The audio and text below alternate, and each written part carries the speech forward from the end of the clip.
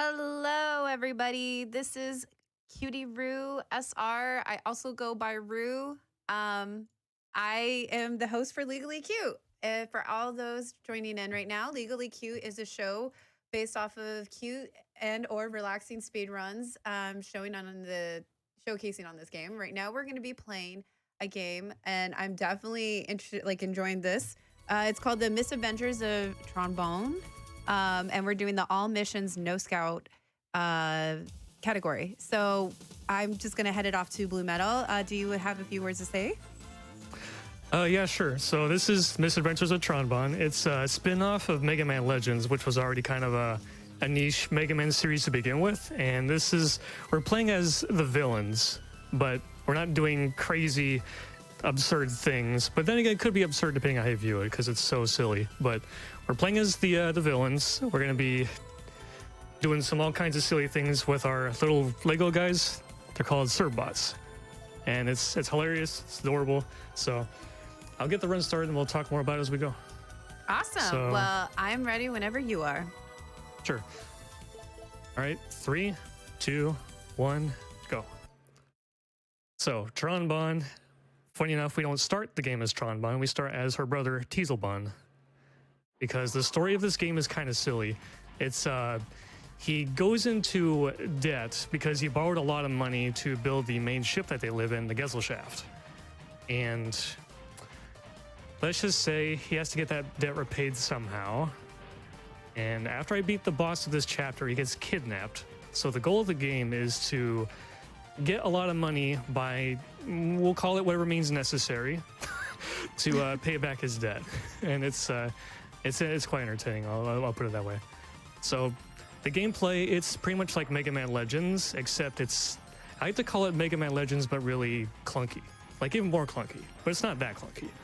So I clearly just picked up a rock. And I'm gonna throw out this big black river bot over here. He's intimidating, but he just goes down to this one rock and that's it. So I have a buster on my arm, just like you do in Mega Man Legends. And I would be doing a little trick to shoot a little bit more quickly.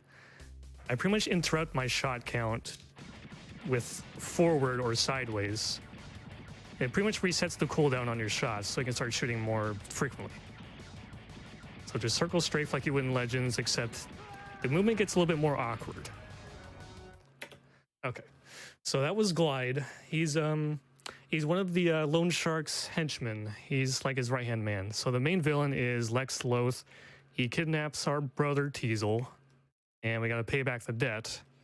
And Glide was the one who was sent to collect him. This was the scene here where it shows, oh no, he got captured. What are we gonna do about it? Well, we gotta do some things that are either positive, negative, depends on how you view it. One way or the other, we gotta get money. So first up, we're gonna be doing some puzzle missions. Like the puzzle missions are gonna be very front-loaded, and then the rest of the run is gonna be more diverse missions. So first, I want to choose a different Serbot because every time you complete one of these missions, that Serbot's brain rating goes up. And some of their skills that they unlock are determined by maxing out brains or maxing out attack, combination of the two. But he's just going to join us just to level up his brain, not because he's useful. See, I immediately ran him over at the start. So I ran him over again. So these puzzle missions, you have to get these 4 green crates to the boat. We're totally not stealing supplies that, other people of the world should be getting, but it's fine. And you can only move 10 steps with the green ones. Otherwise, you have to put it down and pick it back up. The wooden ones you can carry as far as you want. And I use it to create a bridge there for that green one. And the steel ones, you can't move at all. You can only pick it up and place it down somewhere else from where you stand. And at the bottom left corner, there's a lift count. And if you don't have all 4 containers turned in by the time you have 0 lifts left, then, gotta restart the round because you messed up somewhere. Now, the Serbot, he's not useful right now, but if you're doing a casual run, he has some uses other than getting squished. So that's good. You can send him into the water to dig up, to dive and get some fish or a seashell or something. You can send him into one of the warehouses to get some loot of some sort. But for the time being, he's just running around following us and getting squished a lot. So he's early puzzles, they're not that complex. You just have to take into account like what your moves are and just get the crates to the boat. But the later puzzle missions, they get actually complicated. They start adding conveyor belts, forklifts, cranes.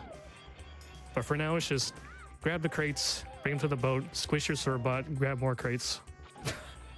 I don't know why, but I'm highly entertained by Squish. I'm not sure why. It is pretty funny, not gonna lie. Yeah, I like it a lot. Yeah, he's sadly not very useful right now, but he'll become useful later. Okay, good. So I did have a question. What got you into speedrunning this game? It's simply because it's the third game of the Mega Man Legends series. You got 1 and 2, and then you got this side game, Tron Bonne. I was like, you know what? I already know how to run Legends 1 and 2, so why not learn how to run this one? And it's a fun game for sure. It's a really fun casually, but if you're doing like the 80% speedrun, it's got a lot of RNG involved. So that's part of the reason why we made the Scout and No Scout subcategories. Because when I finish this mission here, it's going to show a results screen, and there's 2 scouts that were already sent out to begin with, and they bring back a couple things.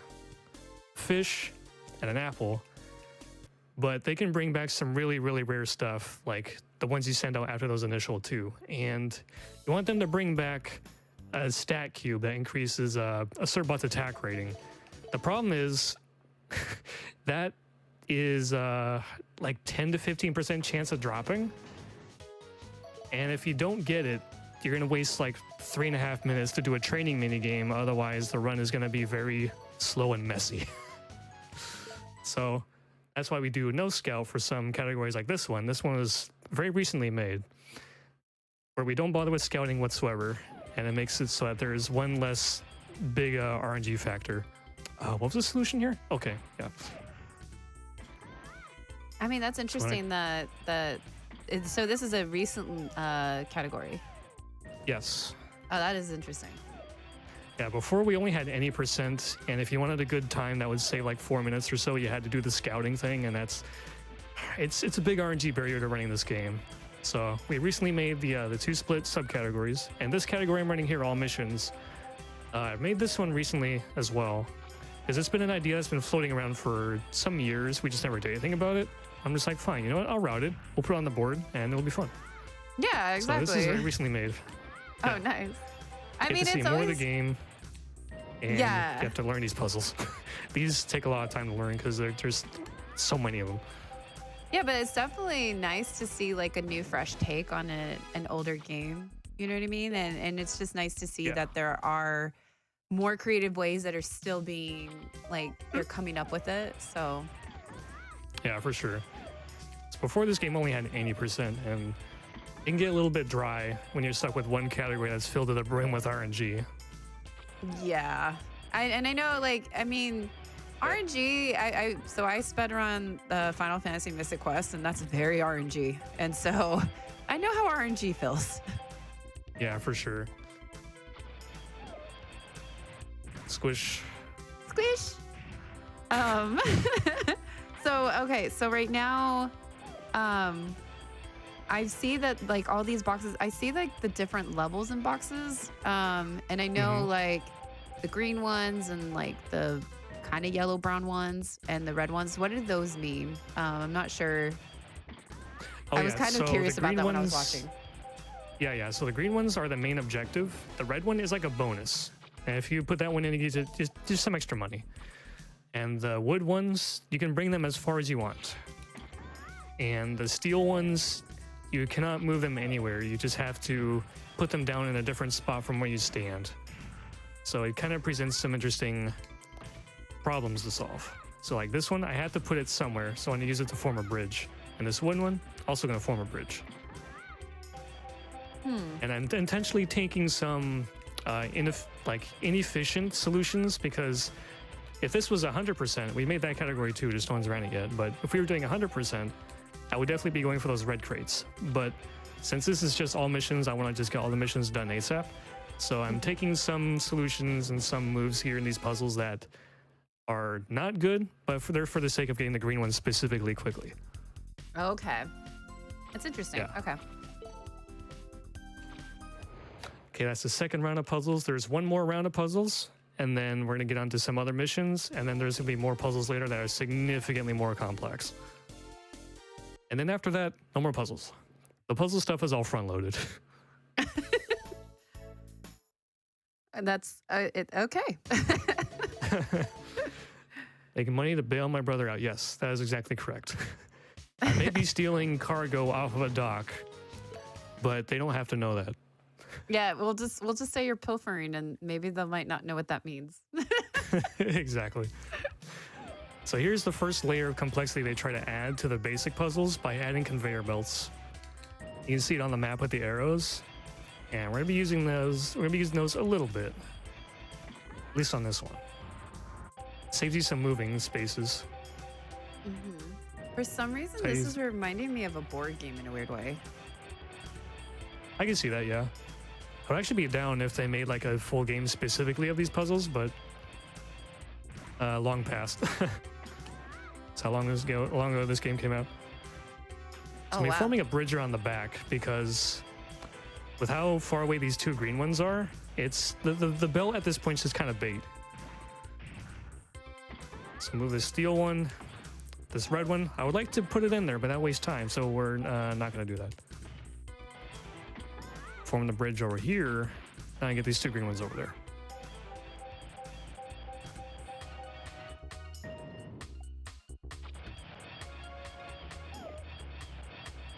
And last one. So I had the means to actually get the red one over there, but I'd rather go fast. Going fast is always good. There's so much money you get throughout doing all these missions that you don't really need the bonus money from those extra red crates. Oh. Yeah, that's another reason why I'm not bothering them. Yeah, yeah. We want to go fast. Yeah. And squish our serve butt.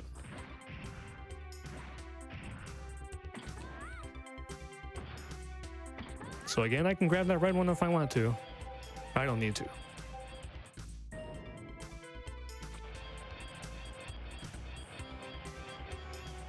Okay, so there's a green one right there. Whoops. The conveyor belts, they only go in that one direction, and you can only follow that direction, right? You have like no way to turn while you're on the conveyor belt. Yeah, pretty much. Okay, so you got to really plan out your moves. Like for example, this green one is like one space too far away, but the belt is just enough.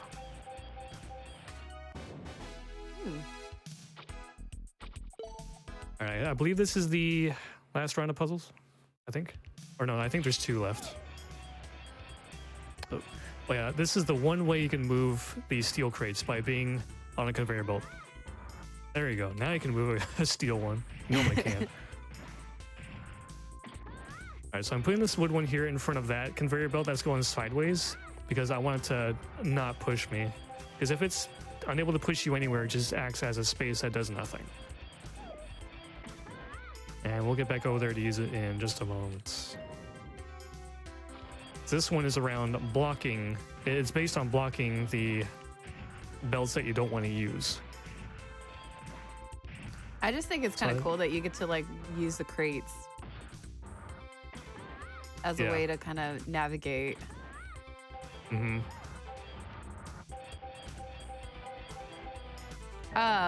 So when you were routing this, was it fun to route the puzzle part?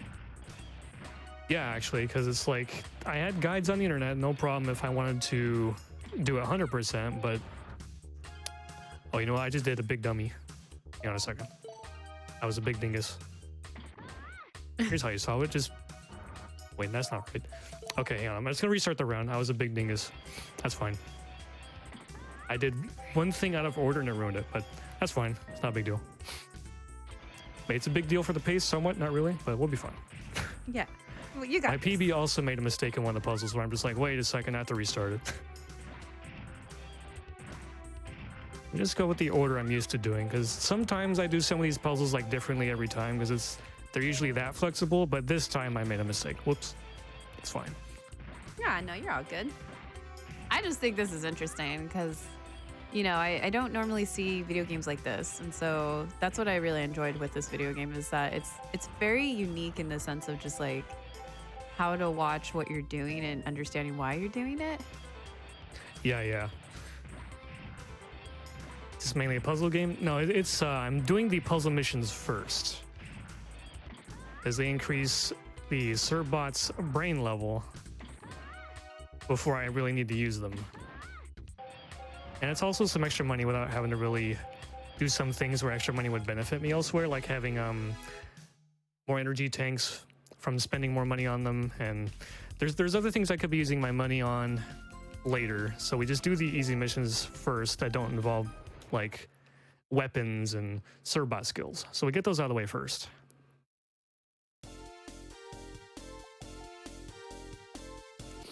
All right, so now we're gonna start actually doing something different. So first I wanna go to the gym.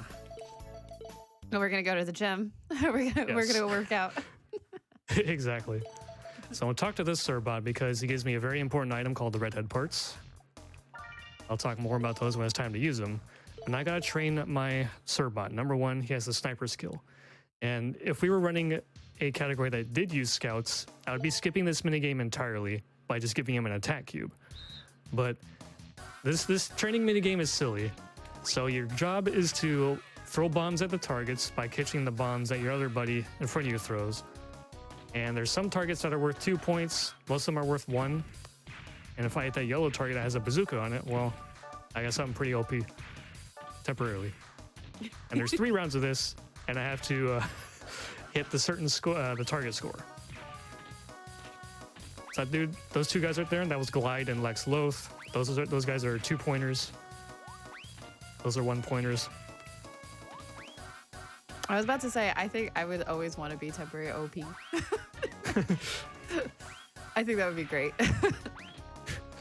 And this, the curry, I have enough points, so I don't really care anymore. But the curry, you don't want to use this in the speedrun. It stops the timer temporarily. So in the speedrun, you don't want to eat this. I'll hold it, but I don't want to eat this. See that girl right there? The front sign, 2 of them. Her name is Denise. She's one of the bosses of the bank missions. And she's also a 2-point target in this game. There's no 2-pointers at all. That's unlucky. But the target score is low enough where it doesn't really matter. So I'm trying to train my Sirbot's attack level to, I think it's currently 2 and I want it to go to 3. If you're at 3 trying to go to 4, the target score gets higher and higher and it starts to get more difficult and more dependent on what luck you get. It's like you need your buddy Sirbot up front to not go left to right the entire way across over and over again. That wastes time. And you want more 2-point targets. But since right now the score is low enough, it's pretty stress-free. Yeah, you're doing well. I think you are. Yeah. But I mean, I know that, like, because you're like hitting 2 at a time. So yeah. Like that's pretty much a requirement if you want the highest score counts for the later levels. I love the running animation, by the way. They're so cute. Yeah. These Sirbots they're very silly. But they're also like indestructible and they're just funny. They got some unique skills. Yeah. So they're called Sirbots? Yep. Okay. And Tron has built 40 of them. 40, okay. 40. And they all have they're named after their number. So I'm training number 1. I don't know what numbers those 2 guys are, but I'm sure they're doing their job. They look to be. Yeah, they look like it. You're training them how to run. Pretty much. I mean, you are like, they're definitely trying really hard to like keep those little, what do you call them? You know what I'm saying? They're working really hard right now. Yeah. Throwing bombs and pulling up more targets. Mm-hmm. So there's an alternate training minigame where it's all about serving lunch. You are like you're training the speed level and you have to serve 20 something or 30 something Sirbots' lunch. And the faster you can get it done within the time limit, like the better. But the training minigame's done. Number 1's attack is higher now. So now we're gonna do a actual mission involving our mech, the Gustav. And that's where we see the difference in our attack power. So my buster shots, they're normally yellow. So with the increase in attack power, they're green. And if you do this place without that increased attack power, it gets really slow and obnoxious. So here's where we're at the intro, except we actually go inside. And this place, it's a mission you can go to unlimited times for some looting and zenning and all that kind of stuff. And to complete this place entirely, you have to go here a minimum of 2 times. The first time, it's to get a pipe, because you have to use that to create the bazooka weapon. And that thing is OP and broken. It's like literally unfair. So, but the other reason why you need it is because there's some walls in this place that can only be blown up with the bazooka. So the route I'm going to be taking is I'll be getting the pipe here on the first trip. Then I'll be coming back again with the bazooka to get the main treasure of this place, and it's worth a whole million zenny. And that'll just instantly get me to the next section of the game where I have to, well, you know, I'll talk about it when we get there because it's kind of funny. But pretty much the debt at the payoff for Teasel is a million zenny first. So the treasure here would instantly pay it off, but there's more to come after that. Especially with the all missions category. So even if there wasn't much more, I would just play more anyway. Totally works for me. I do like the fact that there is a serve lunch option. Like yeah. All right, so this room is a little bit more complicated than it looks. I'm manipulating where they're moving to, because when they move at a specific time and distance away from me, or when they touch a wall, they pop out of the sand. And these rooms require you to kill all the enemies, so that room is more tricky than it looks. And those enemies, 1 hits. All right, so these guys, they hit like a truck for like no reason. So I gotta be real careful with them. Okay. And this next room, it's kind of like a mini boss in here. It's a really, really big one of those guys, and all he does is just sit there and spit out more of the small ones. So pretty much all I do is just circle strafe and do the shot interruption thing so I can shoot more frequently. Right, I can kind of relate to this strat. In Pokemon Unite, when you get Dread, that's what I do with Cinderace. I just circle it. It's pretty much also the main strat for fighting bosses in Mega Man Legends. You just circle strafe, hold square to shoot the buster, and then the boss dies. You may have to jump occasionally, but some bosses will kind of throw you for a loop and make sure they counter the circle strafe strategy. So I beacon bomb the box, and they got the pipe. So now my job here is to just leave, because I'm gonna go to the lab and have them turn that pipe into a bazooka. And then I'll also get me a couple extra energy tanks so I have more health. Because the later bosses, they hit like, not just like a truck, but like even harder than a truck. I don't know what you would call it, but they hit really hard. And you want to have some extra health for that. Yeah. Yeah. It's interesting. So I like the mech. Or I don't know if it's mech. I'm trying to remember. It's called the Gustav, but it's like the Bonds have a lot of German, I want to say. I don't know the language, but a lot of names that seem like they're German for their mechs and robots and vehicles. That's interesting. Yeah, like the main ship we live in, it's really huge, it's green, and it's called the Gesellschaft. If I'm even saying it correctly. That's how they say it in the game, the Gesellschaft. And my mech here is the Gustav. So they got some interesting names for their stuff. Huh. Okay, time to leave. Turn that pipe into a bazooka and then come right back, because we want that big treasure. Mm-hmm. Okay, so what's inside the big treasure? I might have missed that. It's just a gigantic crystal. So the treasures that are often seen in this game's world are called refractors. And they're just like big, colorful crystals that are worth like a buttload of money. And that one is probably worth the biggest buttload of money. All right, so we're gonna give him number 31 the pipe. Now I can make the bazooka. Oh, excuse me. Build 2 energy tanks. A couple of E-bottles. So the E-bottles, they're like energy tanks from, say, Mega Man X or Mega Man Classic, where you just use them and you restore some health. I get those just in case. I usually won't need them, but you never know. But I have the bazooka now. I have some extra health. I need to remember to put on the bazooka. There's been many times in practice and in runs where I just didn't put it on. I just jumped right into the mission. I'm just like, wait a second. Where's my bazooka? Now we got it now. So you'll see how powerful this thing is. Oh, I'm excited. The one drawback is that you stand still when you shoot. So the best thing to do is jump around when you want to shoot it, so you're at least still mobile. One-shotted, one-shotted, one-shotted. That was Yeah, too this easy. thing is broken. Yeah, It's actually it is. unfair. I can see why you do it though. Like, Yep. that was So just over awesome. here, there's that crack right there that leads to another place. I would shoot that with the bazooka to open up that pathway, but we're gonna go over here. This is the way to the treasure.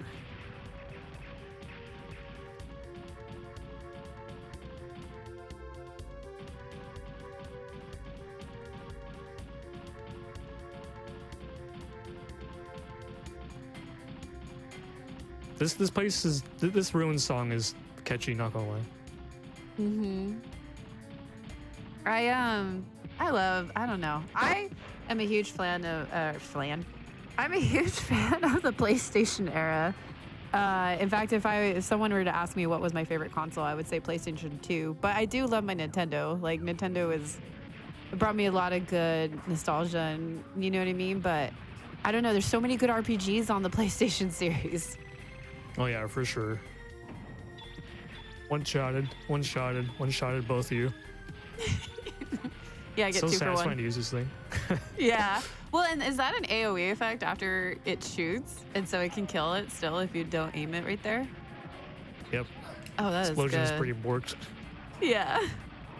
Oh, hey, you there.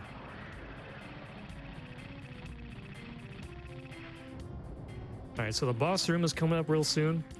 And the boss coming up, we call him Sneezebot. You'll see why as I do the fight. It's pretty self-explanatory. And the other thing that sucks about that fight though is that it's RNG. Whether or not like I'll have Serbots get stuck. I want to have at least 2 of them active at all times. So here's Sneezebot. We send our Cerbot straight into his nostrils. He sneezes, and then he opens up, we can shoot him. I love that explanation. Oh, that's awesome. I think this is my favorite so far. The obnoxious thing is that he keeps spitting out bubbles that gets them trapped, so it's luck whether or not I have 2 of them that don't get stuck. Oh, come on. Gotta shoot the bubbles. In between cycles, I gotta shoot these bombs. And I shoot another beacon bomb to bait out those dudes that jump out, because they like to block your shots.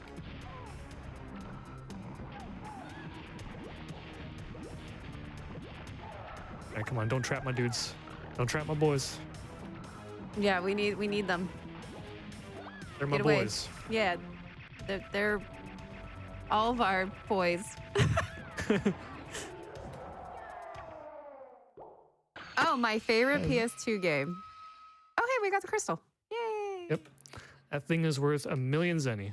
So that instantly pays the debt that Teasel owed to Lex Loth. But if you were to play this game casually and see the scenes, you would see how absurd this is. So you get there to pay off the loan, and the guy here, Lex Loth, he's like, seems a little bit short. Well, why? You owe interest. He gets you with the interest thing. So you know what you have to do now? You have to get 2 million zenny. So mean. So once you do that, it opens up another set of 2 extra missions, 3 missions each. And guess what we're doing? More puzzles. Yay, yatta. But now they're significantly more complex and they get you significantly more money.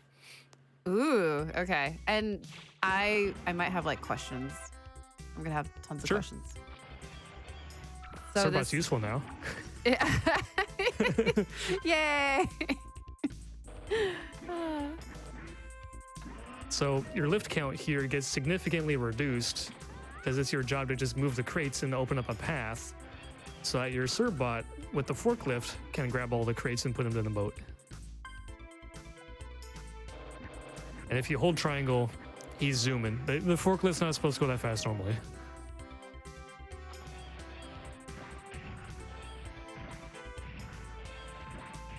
Yeah, for these missions, it's mainly forklift stuff. But if you have any other questions, go on, feel free. Okay. I'm still kind of like watching to kind of understand what's happening in terms of just like knowing. Sorry, I'm like watching you do it. And I'm like kind of curious. But I see that you are like making these blocks. What's making these puzzles like significantly harder compared to the first round? You have to use the serve bots, but like I saw that. Oh, go ahead. Your Sorry. lift count. Like they reduce your lift count, so you have even less moves to make. So if you misplace your blocks so that it doesn't create a path for him to get to the green blocks, then you messed up. So you got to create a path. You have less lift to work with. So it gets the brain juices moving. Interesting. So this time I have 7, but it's not enough to move all the blocks and bring back all the green ones myself. So I left up this steel one so that there's a path to that first green one.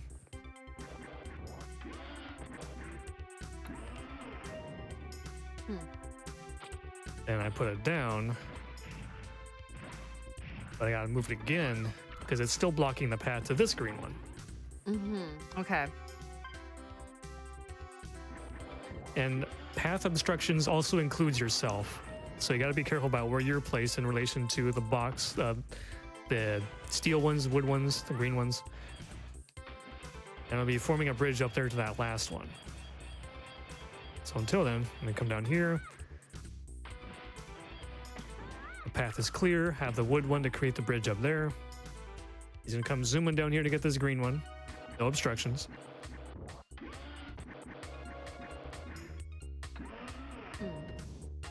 I think it's interesting that you yourself is you know what I mean? Like you're part of like the problem in a weird way. Yeah.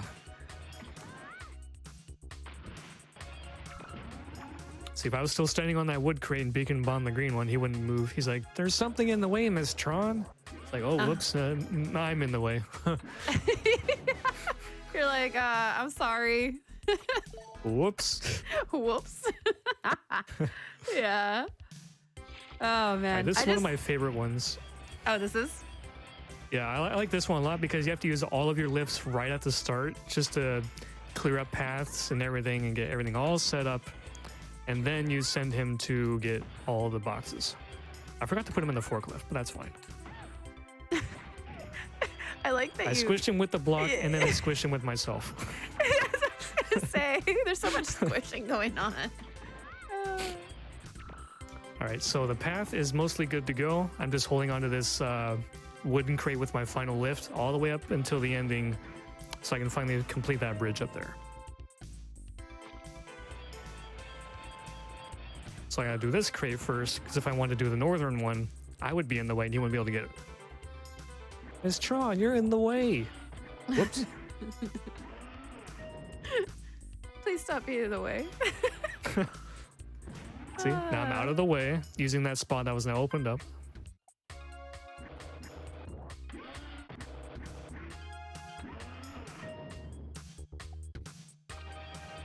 Path is all clear, bridge is done, and now we can get that last one. And with this solution, I also had the means to get that red one, but you know how we feel about the red ones. We don't need those. And also each level set of missions, it's written on the green ones and the red ones what's inside the crates. So these ones were apples. I don't remember what was in the red ones. Was it melons? Watermelons? I forget, but that's whatever. I think the next one, it's pearls, and the red one is gold. Maybe skipping the gold feels bad, man. We don't want gold around here, apparently. Oh, really? Yeah, the next set of puzzles. There's 2 more missions of 3 puzzles each, and then no more puzzles.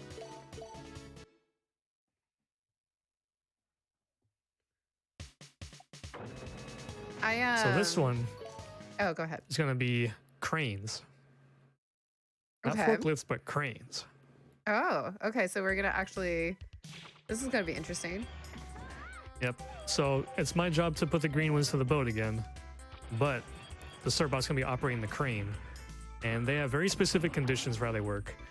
So they can only grab things that are 2 spaces away, like this, and I can drop them in the water, adjacent spaces, whatever it may be. Get this one out of the way. And that green one up top, put that down here. Interesting. Okay. And that should be it. Now I just do a bunch of lifting to get this all done. Oh, okay. So you just pretty much try to utilize the cranes the most that you can. Yeah. Squish.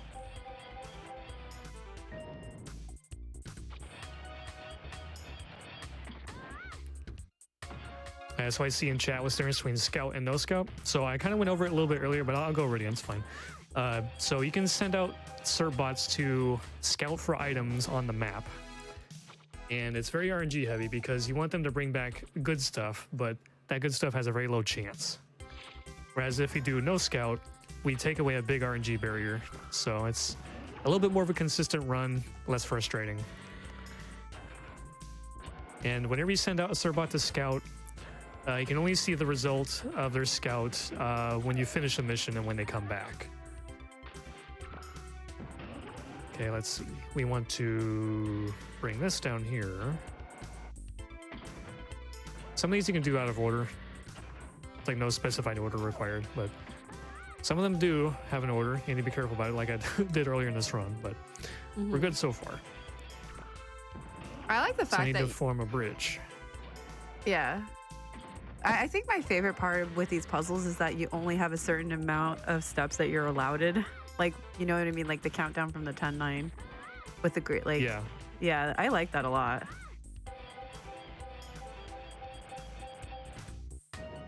Pearls.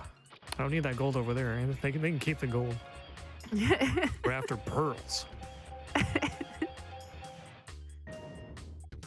Where's the last one? Oh, it's over there. Okay.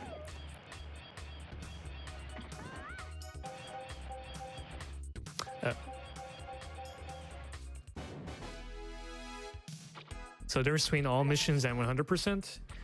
100% you complete the side quests within missions. You unlock all the Serbot skills. You don't have to max out all their stats. Just get all the skills. Do all the missions. Get all the weapons. Just get all the things. You don't have to max out the things. Just get all the things. And that takes significantly longer because there's Serbots whose skills are determined by their stat ratings. So some of them, especially if you're doing no scout, you have to do a lot of training mini games.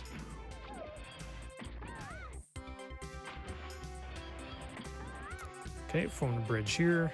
Form 2 bridges. And I know that gold crate's right there. It's like right there, but you know, we don't actually need it. Yeah, just ignore the golden crate. Yeah, don't worry about it. Yeah, don't worry about it. Conveyor being useful. Was I a big dingus? I think I was a big dingus. Hang on a second. Oops. Oh, okay. I know I did wrong. Yep. Okay. I was supposed to use the crane. Duh. Hello. I practiced this earlier. Yeah, you put it on the conveyor, and it saves you a couple of spaces. I see. That's how they get you. And then, yeah, you had to make a bridge. I actually am enjoying the puzzle aspect to this game a lot. Yeah, for sure. I've enjoyed them like while running the speedrun, but back then when I was playing it casually, I'm just like, these are hard. I don't like these all that much. But as I read out the speedrun and I came around to it, I'm just like, okay, you know what? These are fun actually. Yeah, I could see that.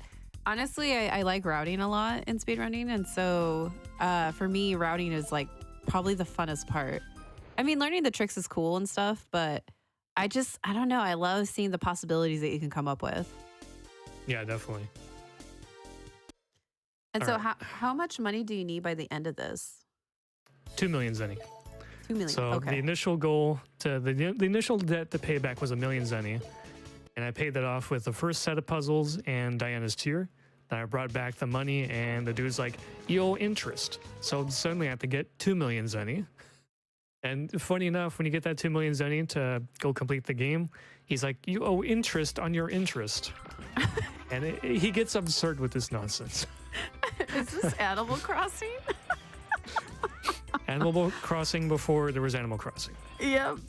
So is this what I feel like Animal Crossing took this idea from here because I'm sorry, Wouldn't surprise me. this is just like a big reminder of Tom Nook or Tom just like, oh, by the way, you have to pay this much for this. And I'm just always like, where am I going to come up with the money? Unless I do the exchange, but yeah. In our case, we just have to commit crimes. Yeah, we just have to pilfer.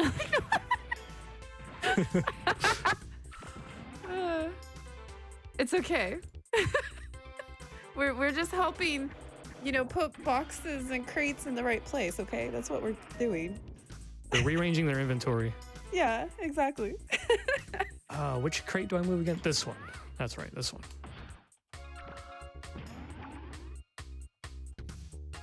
Okay, I want to say I didn't forget the solution to this one. I know a move I forgot to make, but the solution's still there. So I completed that bridge, but I was supposed to bring the cube over to the other ones.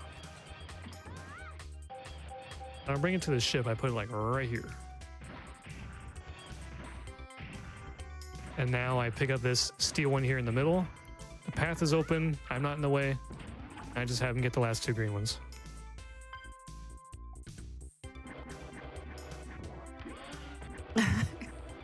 Sorry, yeah, just commit some crimes. Yeah. That'll pay off your school debts. Just go commit some crimes. No, just rearrange box inventory. Rearrange inventory. Yeah, that's what we're gonna call it. We're doing them a service. They just won't notice the green ones that are missing. Mm-hmm. Exactly. It says cow on them, but I'm not sure if it means beef or if there's like actual live cows in here. And we won't know that. Yeah, we never get to open these, right? No. Maybe the dialogue in the game will tell you that, but it's a speed run, so we're skipping that, so we won't know if we're holding live or not live animals. Mm-hmm. Well, I know that feeling. I think, what game is it that I run? Oh, Cave Story. I run it in Japanese, and you have no idea what's going on. Unless you, like, play the game itself, but, yeah. If you just play it in a speedrun fashion, you're like, I don't know what the storyline is. Yeah. So this one's all about forming bridges and trying to overwhelm you with a lot of wooden crates. So yeah, they're very sneaking specific it in there. Yeah. So again, I had the means to turn in that red one, but we don't. The form a bridge, and this wooden one's in the way, so we're just gonna get rid of it. Oh, does the red box say goat? Yeah, it said goat on it. I wonder if that's goat Either cheese. It could be, or it could be like actual goats. I don't know. I have to do some casual stuff again to figure it out. I wonder if I feel like there's like a theory here that maybe they're just boxes with words on them. They do tell you what's in them. We're skipping them. Yeah. Sadly. Yeah. No worries. I like this whole theory crafting right now. I do recommend casually playing this game if you can get a hold of it though, because like the dialogue is funny, the cutscenes are all entertaining. It's all just silly, funny, and adorable. Much recommended. Mm-hmm. I did have a question myself. I was seeing in chat earlier that this is a rare game, from my understanding. Very, yes. Like, if you want a complete boxed version, with the case, the manual, and everything, it's gonna run you several $100. Oh my goodness. Yeah, this is one of the most rare games on the PS1, which is unfortunate. Because I do have Valkyrie Profile on the PS1, so I know that one's pretty rare. But I didn't realize this was like even rarer. Yeah, this one's actually absurd. Did I make an oopsie? I don't think I did. Did I? I'll figure it out in a second. Did I do a ding dong? No, I did not. I just forgot to do one more move. Oh no, we're good. We got this. There we go. Form the bridge so I can get back over there. We're fine. This one was like the hardest one to learn and memorize because like it's complicated. You got several little conveyors. You got 4 cranes in here. That's fine though. This is like literally the last puzzle, and then we're off to doing more diverse missions. Yatta! No, I was gonna say, yeah, I'm reading. Apparently, some people in chat were just talking about, you know, Legends 2 demo. Oh yeah, so this game, if you get like the complete package, it came with a demo for Legends 2. Specifically, the Japanese demo has some actual playable missions in it, and it's some extra story bits that you don't see in the main game, and they're very entertaining, not gonna lie. Oh, okay. See, I puzzle's find done. that very fascinating. Yeah, for sure. We got the puzzles done, and we're not close to 1 million zenny. No, I'm just kidding. I'm teasing. Forgot to do one thing. Okay. So we're gonna go to the engine room since we have that unlocked now, and that's where your best Serbots are at. They are very, very good. So we're gonna buff up 27, and I'm gonna try to do a frame perfect glitch. It makes things better. I got it. So pretty much what I'm doing is I'm reusing an item on him. We call it the item reuse glitch because it's something you're not supposed to be able to do. But if you have an extra item in your inventory that you can give to someone, it'll kind of keep in memory what item was used last. And if you press confirm on like one specific frame, it'll let you reuse that item you just used. So pretty much what I did, sorry, I'm trying to menu and trying to think about what Slipsy's saying. Let me pick my Serbots real quick. We want 27, 32, 37. So the redhead parts is what I reused on him. And what it does is it increases the lowest max stat. It makes that max an extra like 1 higher. So like say his attack level is max 3, but when I give it to him, his attack level becomes max 4. So I can buff it up to that point if I want to. And then when I reused it, it buffs that attack stat once, but if you reuse it, you get to buff it again. So I pretty much increased the max, and then I buffed it twice. So his attack power is maxed, and the reason why you want to use him specifically is because he comes with max speed. So he's a fast boy, he is now a strong boy, and he also had 4 brains as well, so he was a smart boy as well. So he's smart, fast, very strong. And then the final perk to the redhead parts is that for the final mission, you don't have to use a sniper Serbot to control your mech, because the redhead Serbot becomes the sniper regardless of what skill he has. And as for what the sniper does, it pretty much transfers his stats to your mech. Because if you pick anyone else who doesn't have the sniper skill, then your mech's stats are minimum. Just you have like no attack, no range. Like your mech just sucks. But if you have the sniper skill, then the Serbot's stats transfer. And for the final mission, when they have the redhead parts, they become a sniper regardless of what skill they currently have. Oh, interesting. Okay. And you can see on that mission, I blew up some houses. I robbed some houses. So these are the bank missions. And I got dropped off at an animal hospital first because in the story they made a mistake. They're like, whoops, this is the animal hospital. There's a bunch of dogs and stuff here. Whoopsies. So we took what we got while we were there. Just collect some zennies. Make this trip not a waste. And then second bank mission, they'd made the same mistake. We got dropped off over there. So Tron's like, okay, fine, that's it. You're all in trouble, but we're going to go find the bank this time. So we're just running around trying to find the bank. The police are here to stop us, but, you know, we don't care. We just jump on over. Sorry, that's really funny. Blow up their cars. Yeah, just and like... funny thing, for any percent speedruns, normally you would send your Serbots at the police cars, and they would take them apart. They would steal the tires and the police lights on top of them. Really? Yeah, it's so funny. And you use those parts to reduce the cost of some equipment you develop in the lab. So that bazooka I built for 300,000 zenny, if you put a bunch of tires and police lights on it, it goes down to like 200 something thousand. So it's a big discount. Yeah, that is. And then you can use them to make those 2 energy tanks I built for free instead of costing money. So in any percent speed run, you want to strip these cars of their materials. And this time they're getting desperate to stop me, so they're ramming their cars at me, and I still don't care. Yeah, you're just like, and so? You guys got anything else for me? Yeah. Can't touch this. And also, and also in that previous mission, I fought a boss. Her name was Denise, and she got one-shotted because I picked up her car. She fell out of it, and I threw her car at her, and that was it. Oh, well, okay.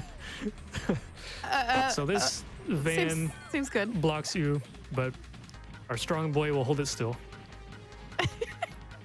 This is by far, honestly, the best. And then we're gonna fight Denise again, but she's on foot. But this is the scariest version of her fight. You wanna know why? She learned how to sumo toss, your judo toss, whatever. She can grab your arm and throw you, and it's scary. So Sirbot throws a bomb at her. Wait for the iframes to run out. Ugh. She's chasing you. Don't let her get close. Do not let her get close, or you're gonna get bopped. Oh, okay. There. And that was it? Yep. So in that cutscene there, they were blowing up the bank. And then the cutscene is hilarious and cute. Like one of them is on the dial for the safe. I forget what that's called, but the dial that unlocks it with the combination. And he's like on it, just rotating his whole body, spinning it around. It's funny. So we blew up the bank, stole some money. And you know what we're gonna do? We're gonna go back there and do it again. Because for some reason they have even more money there. Oh, okay. So we're doing it 2 times. Yes. Oh, nice. And this okay. time, this time we start elsewhere. And of course, we're going to fight Denise again, except she has a mech to fight us with this time. But the bazooka will make quick work of her, sadly. Aww. Or not sadly. Well, yeah. Bazooka. Stop This the van. bazooka in the game is OP, in my opinion. Yeah, they didn't balance it very well. It's like too good against literally everything. Yeah. I think there was All right. a question. What do the Sirbot expressions on the left mean? It's pretty much their current status. So like if you see their faces look kind of troubled, injured, whatever, then that means they're stunned for a little bit. And if their faces are happy, that means they're holding something for you. And they're just trying to bring it back to you if you just stop and let them. And see this guy flying around? We gave him a name in the community. We call him Flying Helicopter Bike Policeman.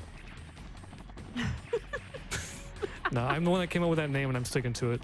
And the community likes it too, so. I like it. I can see why. Flying Helicopter Bike Policeman. Playing as terrorist, you can call it that. Anyway, so here's Denise in her mech. I just hold square. 1, 2, 3. Stick the Sirbots on her. She loses her guard, and shoot her one more time. Done. Poor Denise. She can't catch a break. No, she can't. They blew up the bank again. Stole the gold again.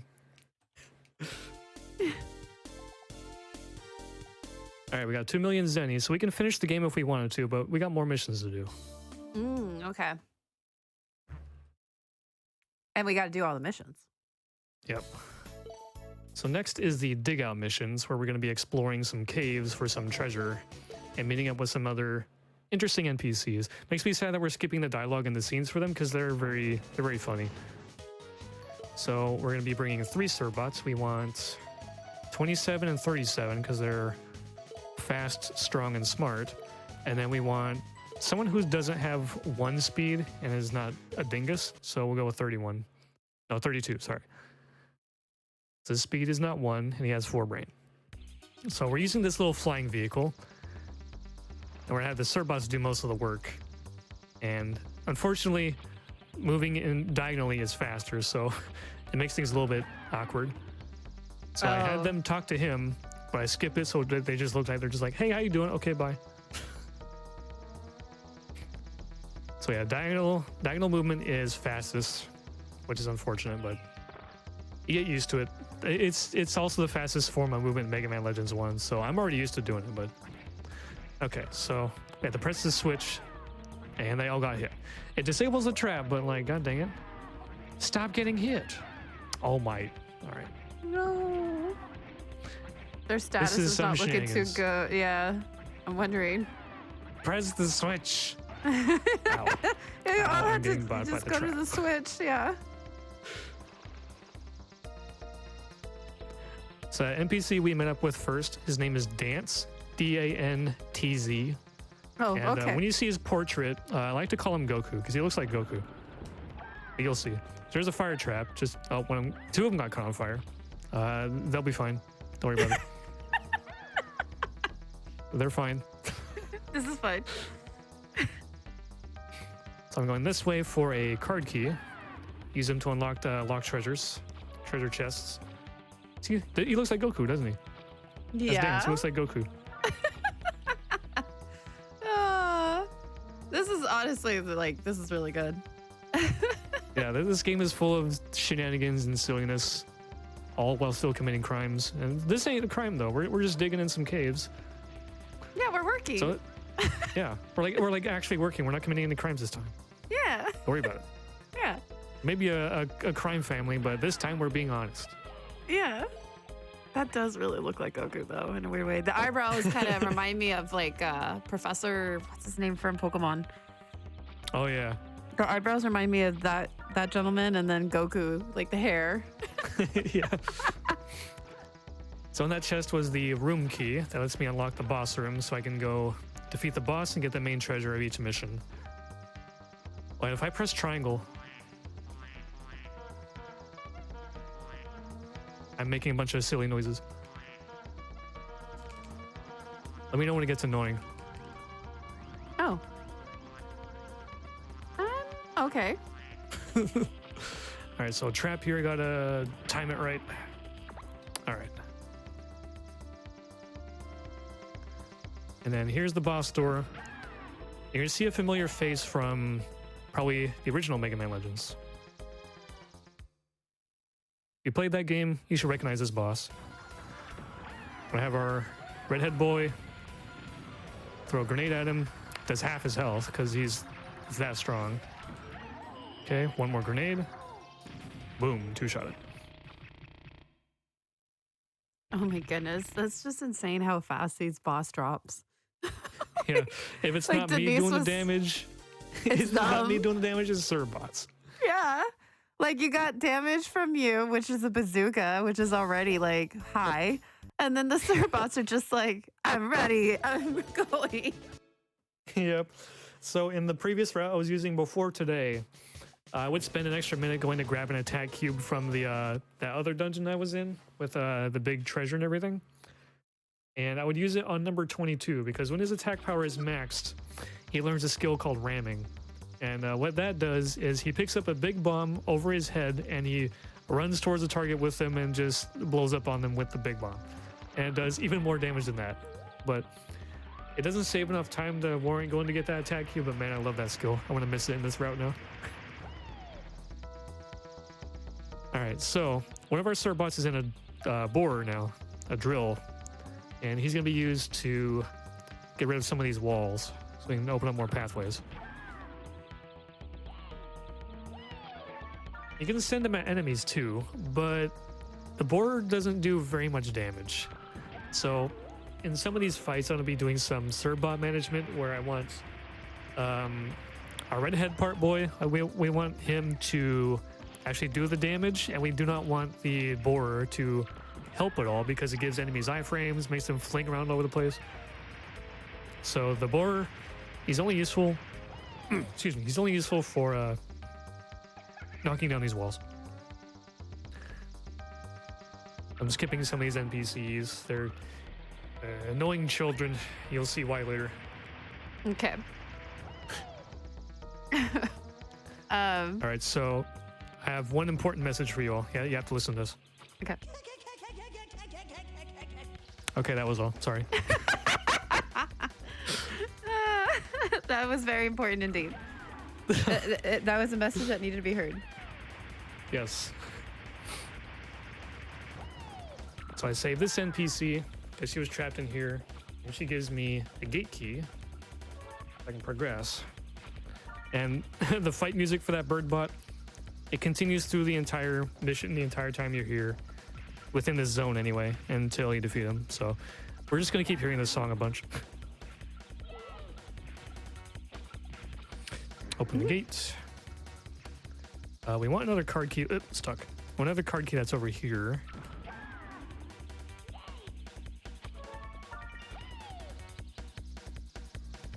And then there's this NPC over here. We sadly don't get to talk to him, but his name is Tuttle, and he says some really weird cryptic things, so we're gonna ignore him sadly. All right, here's the annoying children. The reason why they're annoying is because we have to do their mandatory quiz. Oh, okay. Yep. Is this a hard 10 quiz? questions. Only for not paying attention. I remember when I did ukulele, there was like a quiz portion to it, and I don't know if it was the other game, but I just failed so miserably. Yeah, I'm usually not a fan of quizzes. Like in Legends 2, there's an actual much bigger, significant quiz that has a special weapon hidden behind it. And 100% speedrun does it, and I don't run that category for that reason. That's fair.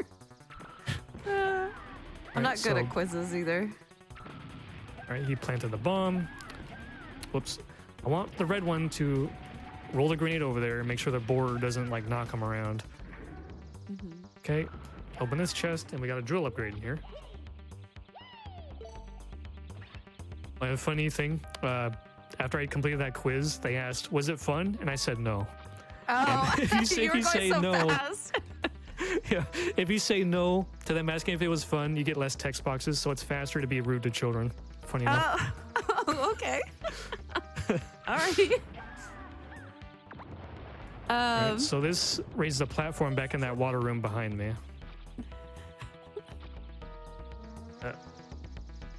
Okay, and I have one more message for all of you. Oh, yay. It's from our boy Tuttle. Ooh, okay. Very important message. Okay. I can't swim. Okay, that's all. Okay. Neither of those messages were important. I could have skipped them if I wanted to, but they're funny, so I let them play. Aw, thank you. Those are very important messages that we need to see. All right, so we got the room key, so we're gonna go fight this next boss. And this boss is RNG and rather obnoxious. It's a bunch of green walkers, and they got like a purplish, brownish one. And he's the one that has to be attacked, because the green ones are invincible. So I gotta kind of predict his movement, hope he keeps coming back to me. Doesn't spit fire at me. So I chase him around, come here. Like, PB got some real good RNG on this guy. Come back here. Is the best RNG is when they're like not walking all over the room, basically? Yeah, he like kind of goes up and down like one of the walls. Oh, come here. Gotcha.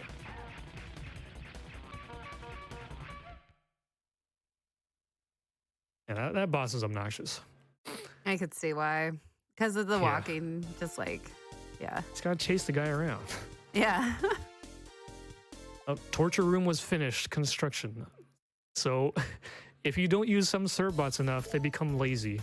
And you have the option to torture them, because if they're lazy, you either can't take them on missions, send them out scouting.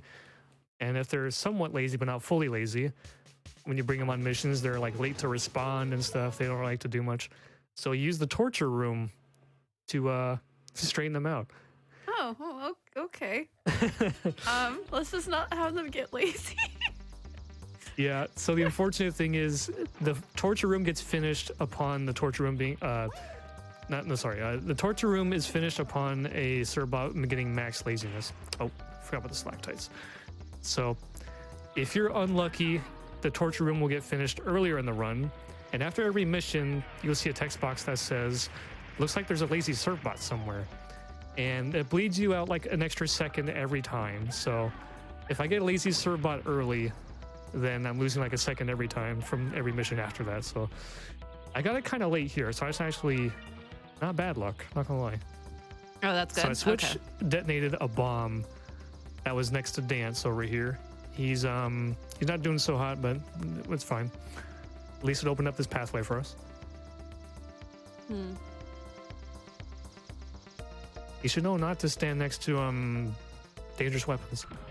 Yeah. So here's this dude. He's usually just in the way, but his name is Russell. He's a digger. So in this universe, they're called diggers. People who explore the caves, the ruins, the dungeons, looking for treasure and loot and stuff. They're called diggers.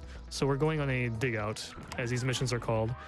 And in this particular mission, and throughout the other missions, you hear of a guy called Uncle Dig. He's like a legendary digger who is known for leaving tips, finding some good treasure. He's a very smart guy.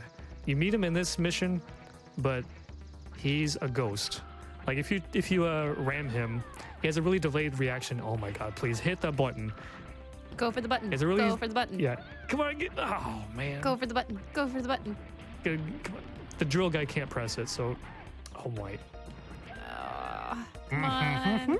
Button. Let's go button. Oh my goodness. Why? He got hit before he even got up, dude. They're just getting. Oh no, this is becoming. All right, we got. Yeah, you got the button. Yatta. Uncle Dig. He's a good guy. He's a smart guy. He's a ghost. You want to know why he's a ghost? So at the final side quest area of these missions, you find his remains. You suspect it's Uncle Dig until you actually complete the side quest, and then you see his ghost disappear. But you see his body, like what looks like a live man looking like Uncle Dig. And if you ram him, he has a delayed reaction. He's like, oh, wait a minute, I'm a ghost. I'm supposed to be reacting to this. It is really entertaining. And then what happened there was I pressed a switch that opened up a bridge, and then Dance and his girlfriend Pearl went in there, opened up a chest, and that had the room key in it. So I need to track them down for that room key because that treasure is mine. I keep pausing on accident. So there's a bunch of dudes. I need to do some Serbot management. Uh-oh. All right, grenades still blew up most of them. No. Come on. I don't want the drill guy knocking them around. I want the red one to roll the grenade. Throw the grenade, buddy.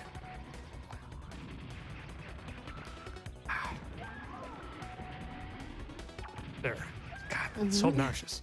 Like the drill guy, he just knocks them around all over the place. Yeah. It's so annoying. Yeah.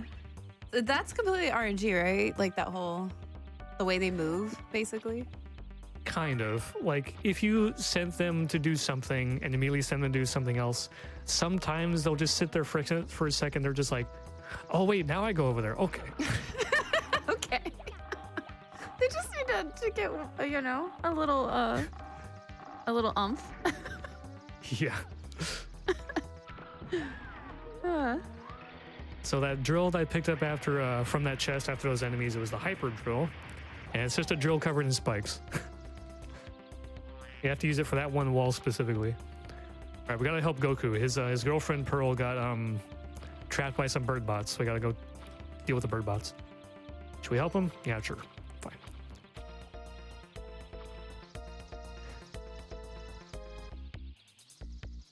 Don't worry, no KKKK thing this time.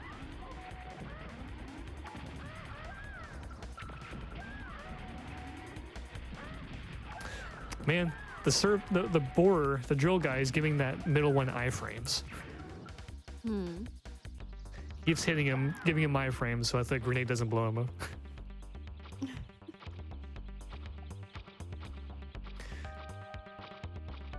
All right, we saved her. Get the room key. Now we can go fight the boss.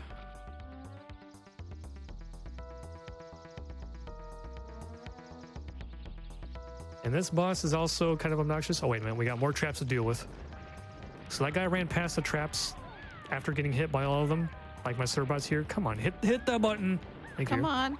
Yeah, I was going to say. All right. Now there's a... God, it's hard to spot. There it is. They're on fire. They're getting hit by rocks. But they're okay. Everything's okay. This is fine. So do they not have like a health or... They're indestructible. They're invincible. Oh, okay. Just checking. Because, I just see them just like...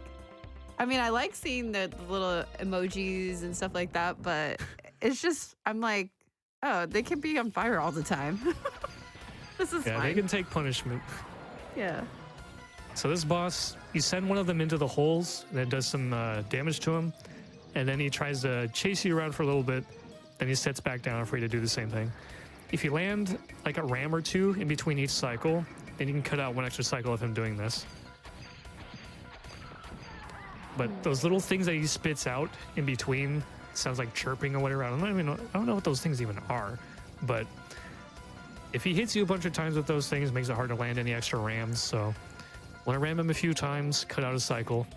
The RNG part about him is what direction these holes with fire are facing. So it's like after enough cycles, like he sits down and you're trying to find the next available hole, and all you see is fire ones in front of you, which is like, oh, where's the hole? Where's the one that's not on fire? Okay. I'm surprised you could kind of see it. Oh. There you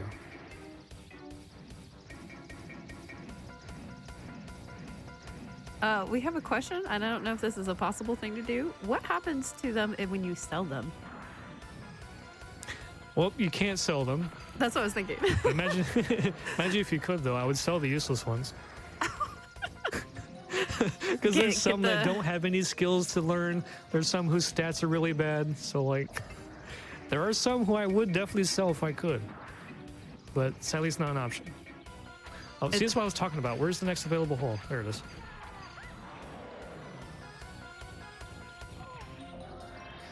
Okay, I think should be one more cycle, but I'll ram him one more time. Where's the hole? Yes, I'm saying that on purpose. Don't worry about it. Okay. It's intentional. Okay. Okay. Let's see. Where's... And that should be enough. Hey, he should be dead. Yeah, okay. Okay. So that's all the dig out missions. No more treasures to hunt. Oh, lazy Sirbot. Yeah, whatever. I would sell that lazy boy if I could. Yeah, see, that would be, you would want one that would know how to push a button. Yeah. All right, so the last set of missions before the final mission is farm missions. We're gonna be stealing some animals. Oh, okay. We're back to committing crimes. Yay! I think maybe not yay so much. I just realized we're just reorganizing animals. So first up, it's pigs. Now these farm missions, I don't like these for one specific reason. Full of coin flips. So I want the animal, obviously, to run towards the truck whenever possible.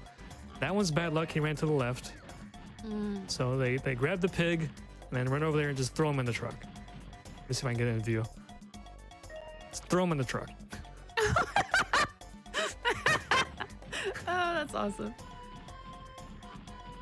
Now this room, it's got 4 pigs in it, so we're gonna go all the way to the back first because this one's the furthest out of the way.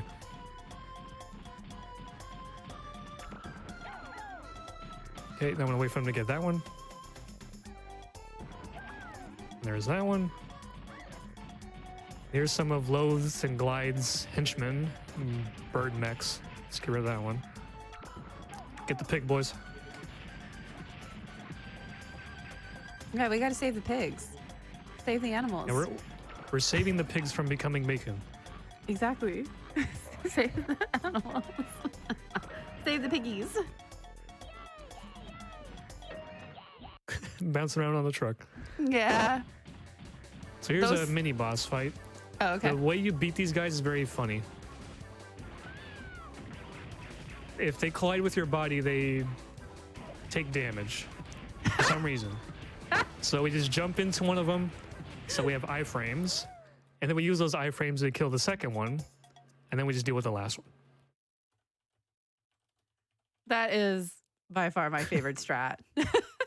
Yeah, just get hit forehead. Yeah. You're fine. This is fine. You're totally fine. Man, Sirbots and you're like OP. It doesn't matter about the bazooka anymore. Bazooka's got replaced. The Sirbots can learn some absurd skills. Like some of them can have a bazooka themselves. Some of them have slingshots that shoot bombs. Oh. And there's that ramming skill I told you about. And they get pretty crazy themselves. Oh, nice. Yeah. On a 100% run, you would probably see that stuff, but all missions, we only need just the one strong dude. Yeah, that's fair. Because, like, I can see why it's just mainly you that needs it. Yeah. So this farm 2, it's cows. And this one thankfully has like no RNG on like farm 1 and 3. Because farm 1 is pigs. You gotta chase the pigs around. In this one, the cows just sit there and they wait until a Surbot gets on them and they ride them to the truck. And then farm 3 is horses. And they obviously ride them to the truck too, but it's awful. You'll see when I get there. Okay. So these little egg dudes back there, those guys are obnoxious.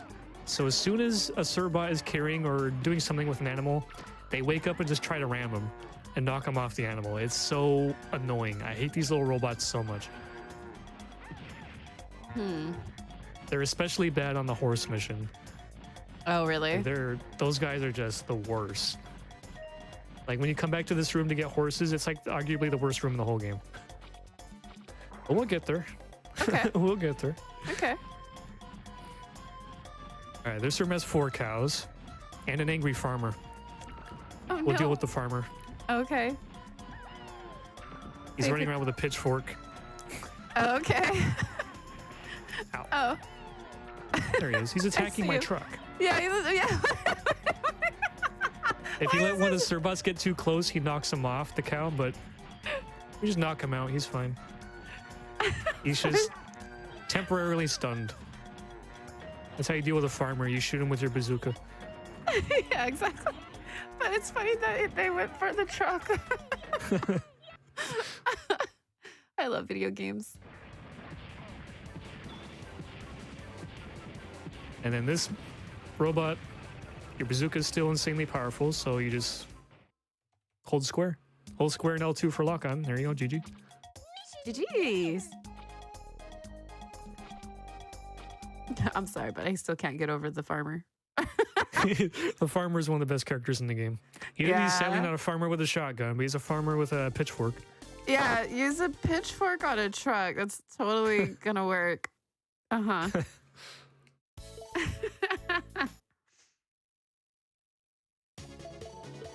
All right, farm 3. Worst mission in the whole game. You can't convince me otherwise.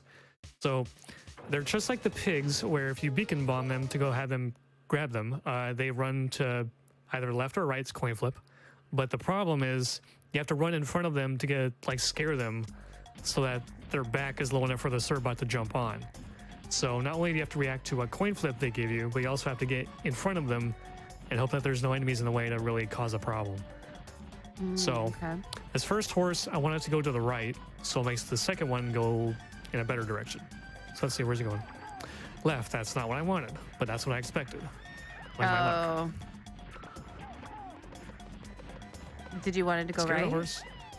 Yeah, I want him to go right so I would get the other one to hopefully go left, because it makes things smooth and easy. But he went left towards the enemies, which is not cool. Yeah, All right, this room coming up here, this is the worst one. It's gonna be dealing with those egg dudes again and baiting some enemies into places where they need to not be. Okay. Where I want them, actually. So let's see, there's one horse here.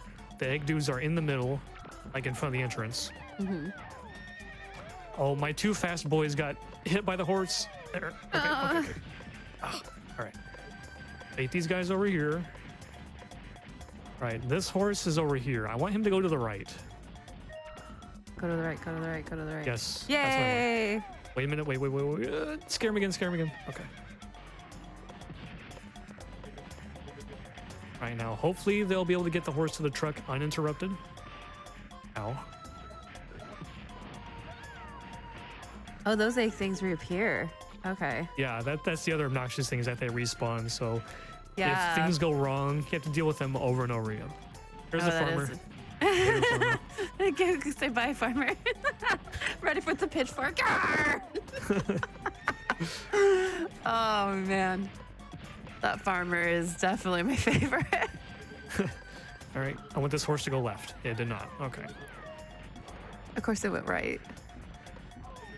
There we go. Go have fun on the truck. Yay. I'm surprised all those horses fit on that truck. That's a really big truck, just saying. Same with all those cows.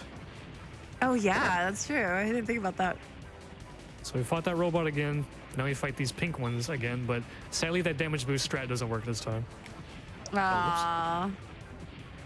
I find it funny how I Where did is the it. other one? It worked that one time, but not this time. Yeah, I'm not sure what they changed, like between missions 1 and 3. That makes it so the third one can't have just damage boost strats, but oh well. Yeah. Okay, so that's all the missions done except for the payback. Okay. Although there's one extra mission that's kind of a bonus that doesn't increment the mission count or anything, where you go to the casino.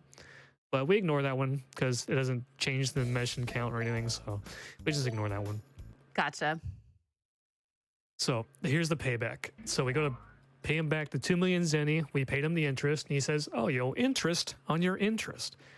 And we have a problem with that. So they kidnap her as well. So the whole family's kidnapped, except for our boys, our 40 different boys. So now it's up to our 40 boys to get the family back. Yay. We could do this. Bots unite. Let's go. So the one I gave the redhead parts to, he's now the operator of the mech, and his stats transferred to it. So now our mech is extremely powerful. So before we would shoot like 1 shot at a time, but now we can shoot 3 at a time. It goes really far, and the explosion is huge. Wow. Okay. Yeah. So That's yeah, I could see. yeah, that's why you give him the redhead parts, so at the end the game becomes significantly easier. That's pretty cool. It was interesting. A lot of I saw in chat earlier that people didn't know about that strat. I thought that was interesting.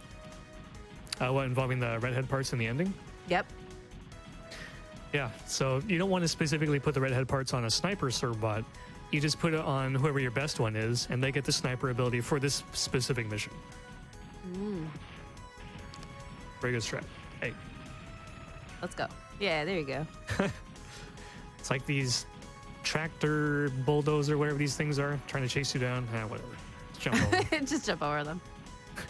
Good So solution. we're trying to find all these, there's a whole bunch of doors in this place, and we're trying to find our family, but they're here in this door. We get Tron back. Yay. There you are. There you are. So now Tron is in control again, Oh. Sweet. Yay. but there will be something more after this where we control the Cerbot once more. Oh, okay. Tricky dodge. Okay.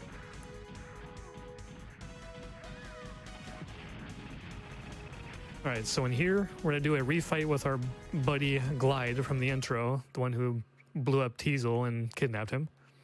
But this time it'll be different.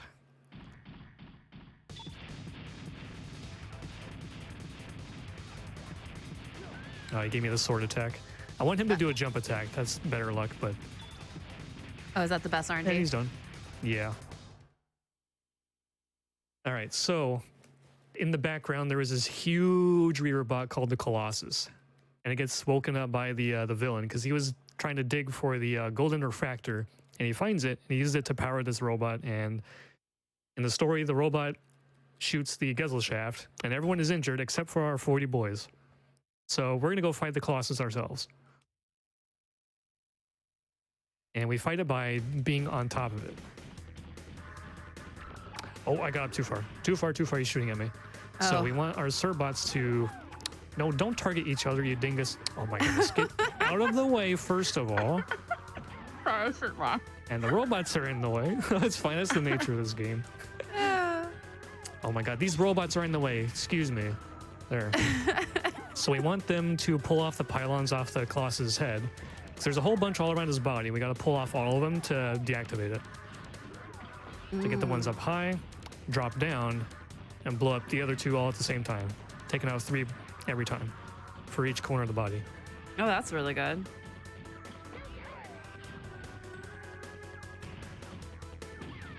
I think it's so funny that you can get 2 just by throwing it. You Yeah. get the one from behind and then you get the one in the front.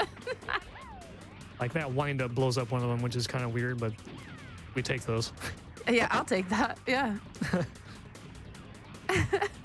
All right, so we're gonna be fighting the Colossus's head, and I want you to pay attention. Look at his health bar.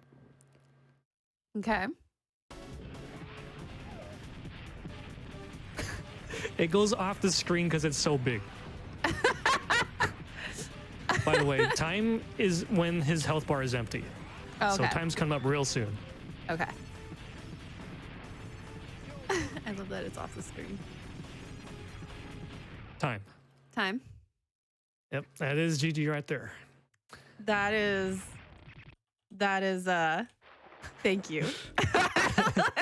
Like there's just so many quirky moments that I loved. It was just one of the best in terms of just like I love those little bots too, the server bots. I thought they were super they're cute. the best. Yeah.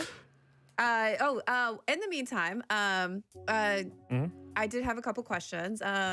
Where can people find you if they want to learn more about the speedrun? And if they wanted to know more about the speedrun, how would you introduce them into the community? Yeah, so if you want to find me specifically, my Twitch is Blue Metal, and Twitter is Blue Metal with a 3 for the E in metal, because I'm not creative. And then for running Mega Man Legends, Misadventures of Tron Bonne, Mega Man Legends 2, we have a community Discord. And I don't have a link on me or any sort of interesting custom link, so you can easily find it on the speedrun.com leaderboards for all 3 games. There should be a Discord link there. So if you want to learn any of the 3 games, we got you covered. Ask questions. We'll be happy to answer. I got some resources. I'm trying to make more, but they take some time. But, that's just how it is. But we're always there to help anyone who's interested. And awesome. Was there anything else I forgot? No, I think you got a lot of it. Did you want to have any shout outs to anybody while you're at it? Oh yeah, mainly just shout out to the Legends buds. We've been friends for a long time, been speedrunning these games for a long time. Like I started running Legends 1 back in like 2014, so we've been around for a long time just breaking the heck out of these games. You'd be surprised how broken they actually are, but with all the stuff that isn't actually useful. But it's unfortunate, but it's still very interesting stuff. But shouts to everyone who watched, everyone who loves Legends. Shouts to Capcom for canceling Legends 3. Please revive it, please, please, please, please. But yeah, just friends, buds, everyone who watched, everyone who loves Legends. Thank all of you for watching. And I think that's it. Yeah, Legends is great. Awesome. Tron Bonne is great. Awesome. Yeah. Well, thank you for showing this. It was a blast. I had a lot of fun. And thank you for being on the show, and I appreciate you. Yeah, for sure. Thanks for having me. Yeah. So in the meantime, we are going to go into our next game. Just a couple of reminders before we head out. If you missed out on any of the GDQ Hotfix shows, check out our archive of past runs and shows at youtube.com/gamesdonequick. And if you're watching on YouTube, feel free to join us over at twitch.tv/gamesdonequick to check out our live shows starting most nights at 7 p.m. Eastern. And while you're there, Hotfix is funded in parts thanks to your subscriptions and bits. Please consider subscribing to help support future broadcasts. Thank you again, everybody. We'll be back with another game, a very cute game. I am very stoked. Yono and the Celestial Elephants with Basu. So just stay tuned and let's have a nice little break and we'll be back.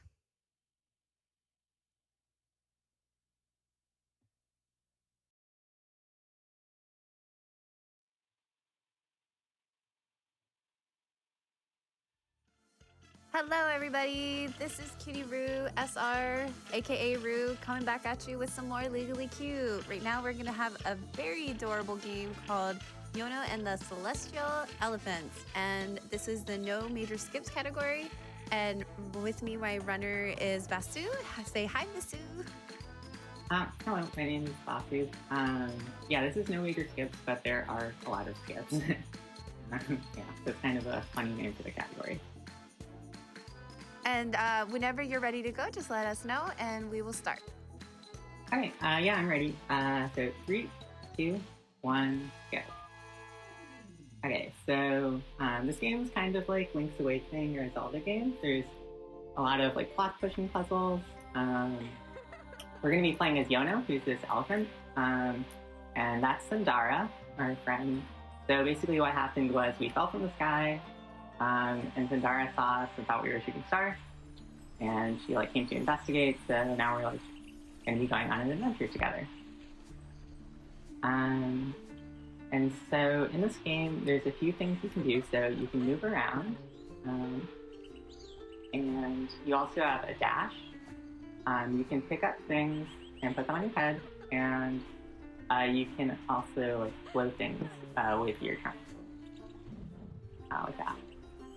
And so those are sort of our tools that we're going to be using to get through the game faster. So this is sort of like the tutorial section at the beginning. You'll notice if I dash from really high places like that, you get a lot of speed.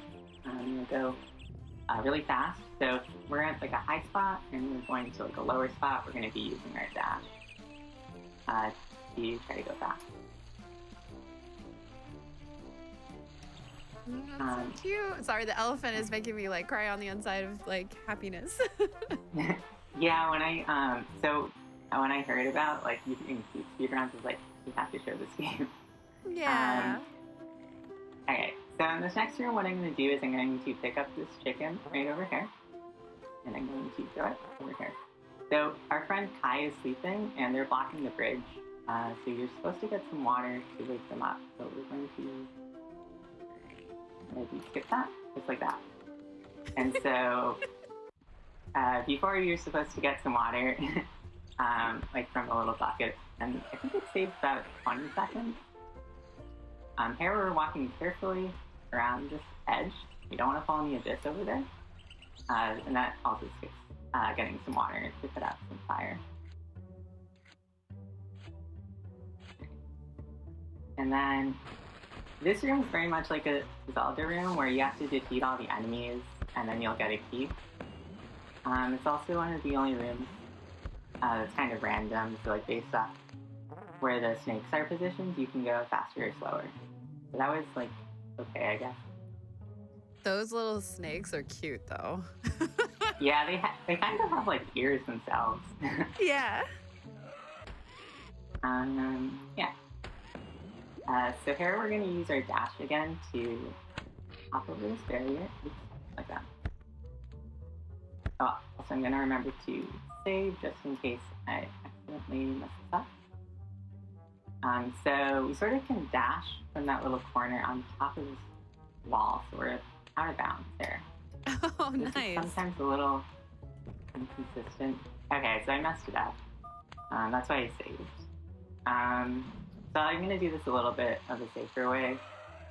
So you can hop over that fire there, but I messed it up. So I'll just get this water to show it off. The reason we don't normally just get the water is because you can see we run a lot slow. Oops, that was not good. Let me go back to the water. You run a lot slower with the water, so that's why I don't usually get it. That was the first time I ever launched myself outside of the room. That. This never happened before. Yeah. Okay, oops. Okay, this is not going well. This time for sure. When I'm usually practicing this, you move like at a different speed, so to dash over that barrier, it's I guess a little bit trickier if we're going slower like this. Alright, there we go. Yay, good job. Oops. No, I will get this. You got this. There we go. Okay. So yeah, this is one of the tricks I was more nervous about, so that's why I thought of this like background strat, or backup strat. You can see I'm like moving a lot slower right now. Okay, so let's just put that out. Oh, that's so terrible. So in this game, all the keys can sort of be used wherever, sort of like in a dungeon in Zelda. So that's something that we'll take advantage of for a lot of these skits. Mm-hmm. So we're sort of using them in places we shouldn't. And we can also, if you see there, we can climb on top of them. So they sort of act as like a little bit of a ramp. Same thing as the chicken earlier, where if you use them to You can use them to like get up a little higher, and then you can access places that you're not supposed to be able to get to. That's really cool.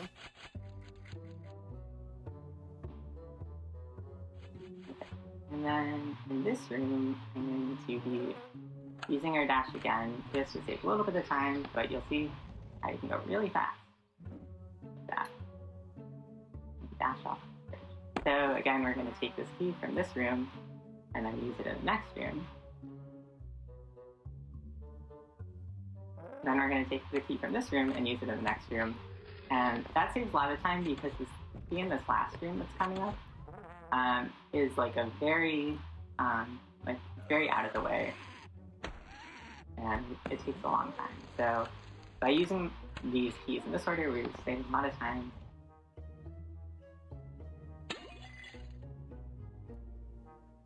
Oh, I see. Okay. Yeah.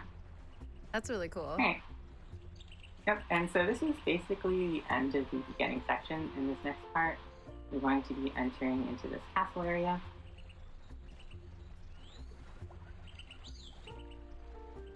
And what I'm going to do is I'm going to run all the way to the back, to this room in the back, and we're just going to be there just to save.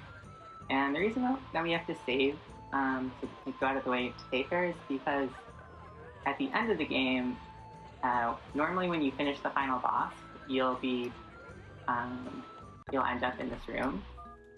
And so we do sort of a skip where at the end of the game, where we're going to use this save right here, you skip the final boss. And so we're sort of taking this detour. Oh. So yeah, we'll see that like later. Okay. Yeah. So now I'm going to hop over this guard again using our dash that makes us go very fast in a high spot. And that guard's supposed to be stopping us from entering this part of the city, but we can sort of get around him like that.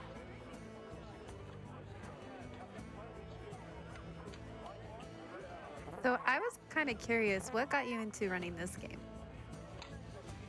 I think so. I've had this game for about a year, and I started running it over the summer. I think I must have just been curious at some point, or maybe I just saw a speedrun of it. I don't actually remember exactly what got me into running this game. This is my first speed game that I've been running consistently. So yeah, I think I just I think I might have just noticed run or been curious about it.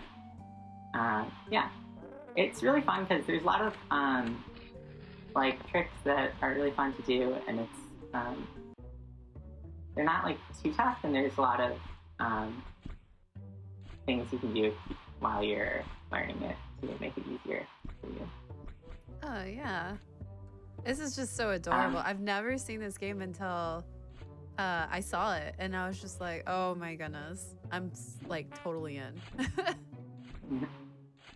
In that room, we're supposed to push a block down that very long, narrow hallway. But pushing the blocks is very slow, so we do a big dash, and then we sort of dash between these green lasers to get through there. That's really cool.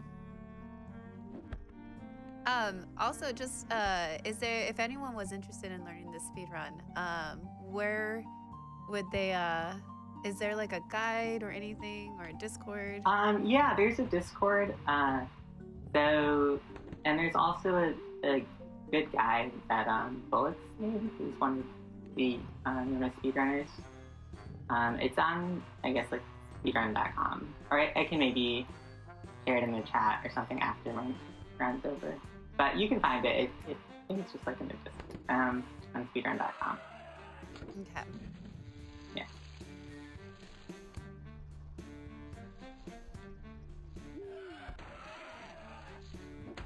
So here, just pausing a little bit before hitting these rat people. It's just to make the attack pattern consistent. So you want to get hit off the edge of the cliff there. And this switch is very random, so it'll just kind of push you in strange directions. And I don't don't really think there's usually like on your second try like those definitely work, but it does feel pretty random. I'm not sure if there's like a consistent way to do that. But yeah, usually it's not too big of a problem because it just takes a couple of seconds to reset.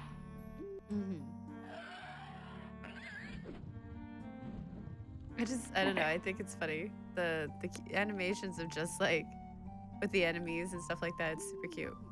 Using the trunk. Oh yeah, there's a lot of fun. Oh, also, like we're skipping over the story, but the story is very fun in this game too. So I would recommend it just casually if you're serious about it. So here we're in this skeleton town. There's sort of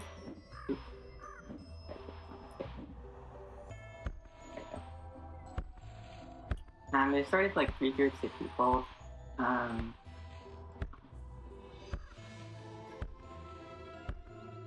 you go. There's like the humans, there's the skeleton people, and there's the robots. So we're sort of just skip through the skeleton people town right there. By doing that dash with those flowers through that fence.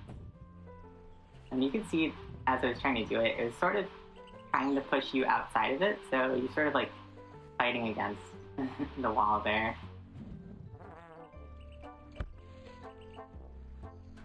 Alright, and this next part, I'm just grabbing this key, and I'm going to use it to hop over the fence over, okay?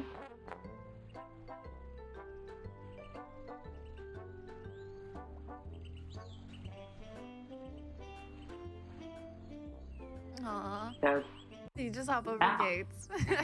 Yeah. Here you'll notice there's these snow dunes, which you're supposed to use as peppers. So when Yono eats peppers, they can breathe fire. But we're gonna try not to melt these snow dunes. So if you dash, you can dash through them. That's one of those things that saves time if you get it on like your first try or maybe your second try, but it doesn't really save too much time. But it's kind of fun, so I'll do it even if it takes a couple tries. Okay. And there we sort of skip an ice block puzzle. So yeah, sorry, I realize I'm like in every room here we're kind of not doing things the intended way. But a lot of the things are hopefully looking familiar. We're using a dash, we're using keys, climbing up on places that we aren't supposed to be in. Alright, here we have to avoid these peppers because if you get too close to them, a bunch of enemies will spawn and try to attack you. So you have to walk a little bit around them.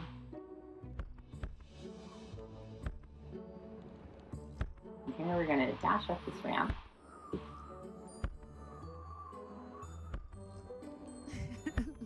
Okay. Trying to hop over? Yeah. Don't worry. There you go. Got it. Yay. Good job. Yeah, that's another trick that can take some tries, but luckily it's very quick to try again. So it just takes, just like a quarter second or something. You just have to turn around and you can try again. So not a huge problem. Okay, perfect. And then this is sort of the last part of the snow area. So what I'm going to do is do a very large dash off one side of this bridge and try to hop to the other side. Oops, not like that. Oops. One more. Okay. There we go. That's one of my favorite tricks. That one's very fun. Yeah. Alright, so believe it or not, we're almost at the end of the game. That was fast. Yeah, so we're in this last area now, the dungeon area.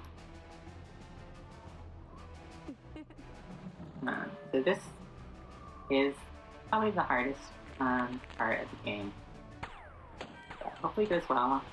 In this room, or this area, we're going to be a lot of the time positioning these guards in certain places so that we can climb on top of them. So here you're going to see we're going to hit the guard into the corner. And that way we can climb on top of those barrels right there. Then we're also going to throw this key here. And so this is sort of like another step that gets us out of bounds. So like with the guard and the barrel and the key, we can like climb over the wall and get out of bounds there.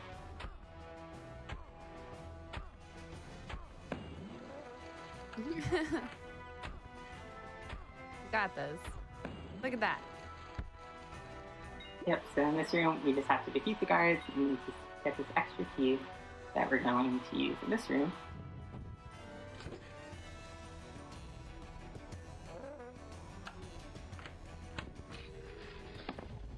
And then there we go. Yep, and then in this room, I'm going to position the guard in the corner over here. Okay, I'm going to let them take a little step. So actually the guard was in a glitch state, so that's why they were sort of sliding around. Oh, okay. Yeah. But you want them to be a little bit away from the wall so you can hop over like that. I love these hops. I love that you just like hopping. Yeah, there isn't a jump in the game, but we sort of like make jumps. Yeah. So I okay. can see why they're skips, but not skips. Yeah, I guess in the major skips category, there's like a trick to where you use like the railroad system and you can you beat the game in like 4 minutes. It's like very fast. You can like basically get to the final area using like a skip with like the rail system, sort of like a warp system, so you can get between towns in the game more quickly. Mm-hmm. And so you can sort of take advantage of that and get into something.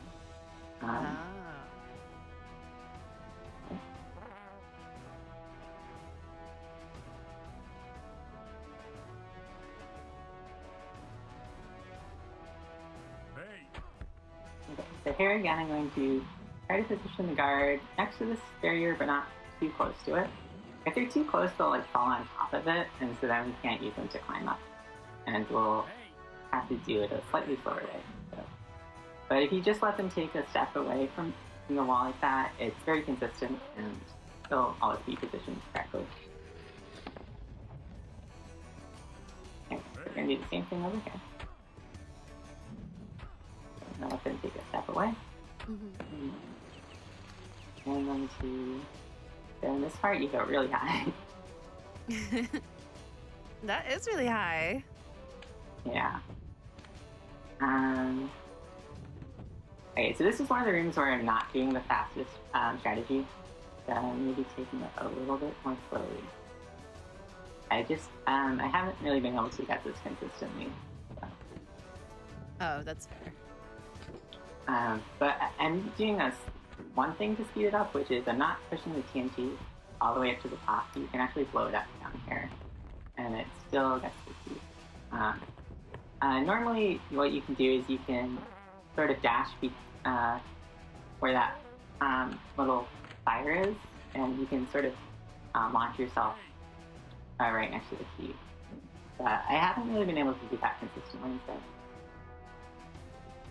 Okay, and then this is one of the last major skips.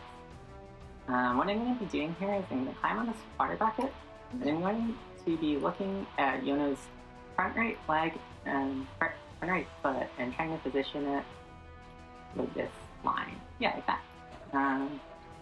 So I was trying to position it with the line on the water barrel. So that's pretty precise, but luckily we got it on the first try. Nice first try. Yeah. You can actually land right into the little cage, but it's okay if you land in the wall. I mean, you can ask like Zero Moto so P. This is pretty much the end of the run, so we're coming up on that if you're final serious. boss skip that I talked about earlier. Okay. So what I'm going to do is I'm going to try to load my save just as I'm entering into the final boss fight. So I'm going to load the save. And I'm going to dash, and we'll know it. Okay, yeah, so we know it works because that big orange person's there. Oh, nice. Okay. Yeah, so I just have to exit and then reload my save. There we're going to talk to them. Okay, so yeah, this is basically the whole game. Nice. Is that time? It's not time yet, so Okay. time will be when we talk to the big elephant in the Elephant Kingdom. So I'm going to go run over there. You have to talk to the big elephant. I'm going to go run over there. We're going to go through this portal that we open up. So this is a very fun game. It has a cute story. So I would recommend it if you haven't played it out before. I definitely want to play it ever since watching the speedrun. It's very, very cute and adorable, and it seems totally like up my alley. Yeah. Okay, so time will be when the last text box appears here. Okay. So it takes a little bit of time to ride up this elevator. Yeah, but thank you for having me. I mean, it was a lot of fun. And thank you, Relpoon. I'm sorry, I'm probably pronouncing your name wrong, but thank you for helping me with the tech. I was worried like it wasn't going to work for me. But yeah, this was a lot of fun. Well, I'm thankful. So yeah, that's time. Oh, go ahead. Sorry. I was just saying that was time. Okay, time. Yeah, there you go. Sorry. No, thank you for being on the show, and thank you for everything. I appreciate you showing this game, and it was super adorable, and you got me to want to play it. So I will say that it definitely worked. Everyone check out the game, check out the runner. Thank you again, Vasu, and I hope you have a wonderful night. And I hope everyone in chat has a good night. I'm going to be heading off, but stay tuned, everybody. We are going to be transferring over to our Japanese Mega Man X event. Just stay tuned for that, and definitely stick around. Bye, everyone.